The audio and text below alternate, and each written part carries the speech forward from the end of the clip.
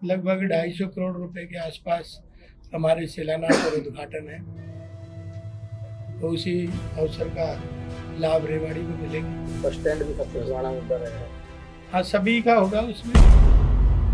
पिछले दिनों यहाँ 33% आरक्षण की बात महिलाओं के लिए हुई है, तो इसके लिए भी हम शुक्रगुजार हैं, पूरा देश शुक्रगुजार है मोदी जी का। उन्हीं के साथ हमारे केंद्रीय मंत्री राव इंद्रजीत सिंह जी, कैबिनेट मंत्री बहन आरती राव जी, हमारे बाबा बालकनाथ जी और भी स्थानीय विधायक तो सब होंगे ही, तो सब लोग इस रैली को संबोधित करेंगे।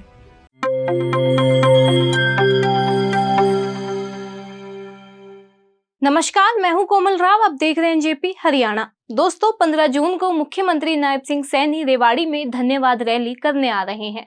यह संयोग ही है कि नायब सैनी उस समय आ रहे हैं जब मोदी सरकार ने 11 साल का कार्यकाल पूरा कर लिया हो। इसी 9 जून को नरेंद्र मोदी ने बतौर प्रधानमंत्री अपना 11 साल का कार्यकाल पूरा किया है।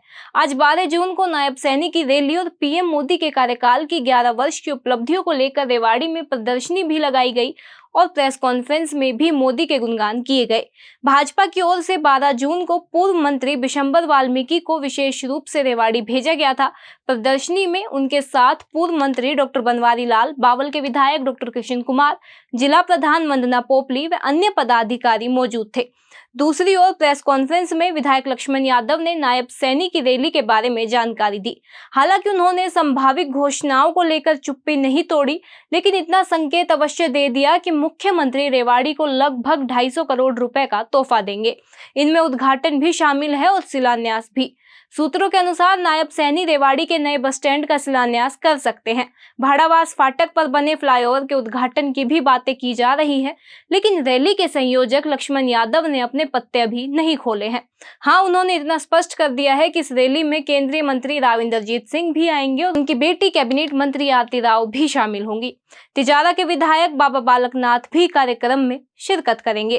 प्रदर्शनी की तस्वीरें आप अपने स्क्रीन पर देख चुके हैं। अब प्रेस कॉन्फ्रेंस की बात सुनवाते हैं। सुबह 9 बजे स्थान रहेगा राव तुलाराम स्टेडियम में। हमारे यशस्वी ओजस्वी प्रदेश के मुखिया आदरणीय नायब सैनी जी पधार रहे हैं। एक धन्यवाद करने रेवाड़ी में आ रहे हैं, रेवाड़ी की जनता का, क्योंकि यहाँ से भरपूर मात्रा में जनता ने आशीर्वाद दिया है।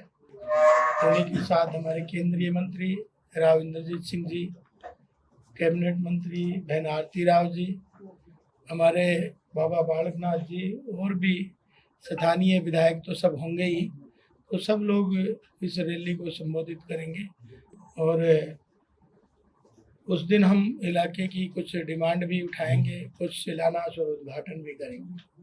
कितने शिलान्यास उद्घाटन किए जाएंगे, क्या क्या रहेगा? काफ़ी मात्रा में है, लगभग 250 करोड़ रुपए के आसपास हमारे शिलान्यास और उद्घाटन है, तो उसी अवसर का लाभ रेवाड़ी को मिलेगा। बस स्टैंड भी सबसे पुराना मुद्दा रहेगा। हाँ, सभी का होगा उसमें। डिटेल में हम आपको अलग से दे देंगे एक पर्चा उसमें। तो टोटल मैं बता रहा हूँ 250 करोड़ से ऊपर ही शिलान्यास और उद्घाटन होंगे। तो इस मौके का ज़्यादा से ज़्यादा लाभ मिले।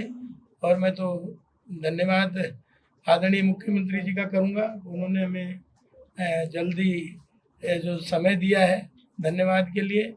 और रेवाड़ी की जनता का धन्यवाद वो आगे करेंगे ही, क्योंकि रेवाड़ी ने भरपूर मात्रा में इस इलाके ने भारतीय जनता पार्टी को आशीर्वाद दिया है। बहुत सारी योजनाएं 11 साल के अंतराल में मोदी जी ने हम लोगों को दी है, जिनका हम आज लाभ भी ले रहे हैं। हम बात करें पीएम आवास योजना के तहत, प्रधानमंत्री आवास योजना के तहत 4 करोड़, लगभग पूरे देश में 4 करोड़ के आसपास जो जिनको ज़रूरत थी, ज़रूरतमंद लोगों को घर दिए हैं। ये सब नरेंद्र मोदी जी के कारण ही हुआ है। और हम बात करें हर घर जल नल की, तो रसोई में भी हमारे प्रधानमंत्री जी ने उस बात की चिंता करते हुए, हमारी माताओं बहनों की चिंता करते हुए रसोई में स्वच्छ जल देने का काम किया है।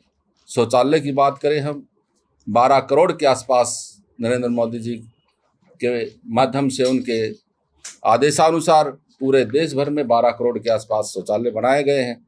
उन्होंने एक नारी शक्ति को भी एक सशक्तिकरण करने का काम किया है। जैसे पिछले दिनों यहाँ 33% आरक्षण की बात महिलाओं के लिए हुई है, तो इसके लिए भी हम शुक्रगुजार हैं, पूरा देश शुक्रगुजार है मोदी जी का।